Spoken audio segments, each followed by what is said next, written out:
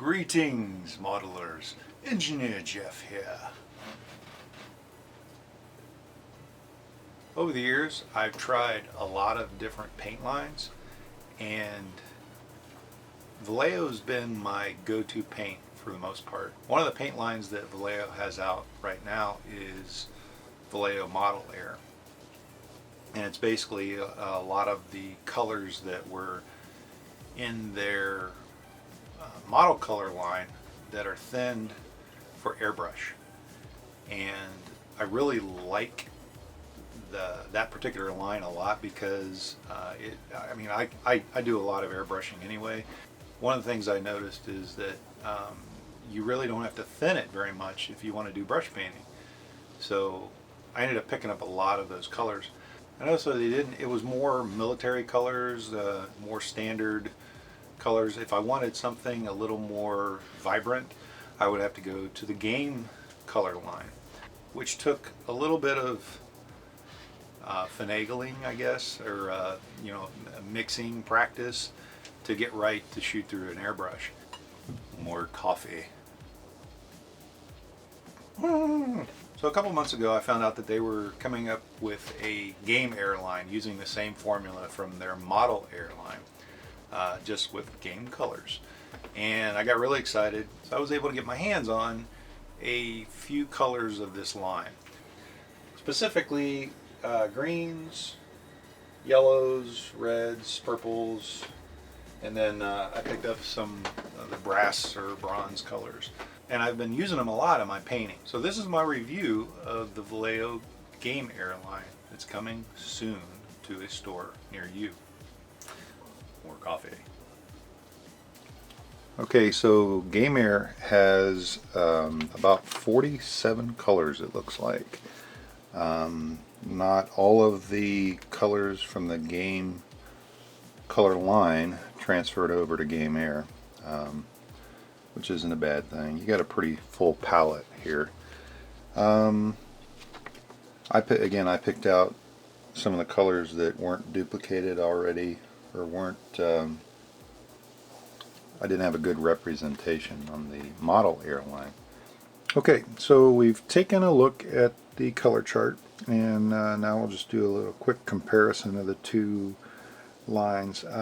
Again, Vallejo Game Air is specifically designed for airbrushing, and the game color is the old line. So giving them both a good shake, and you can kind of see the consistency here. Obviously the Game Air is thinned a lot more, and a little thicker consistency there on the game color. Not much to speak of per se. Color, this particular color doesn't look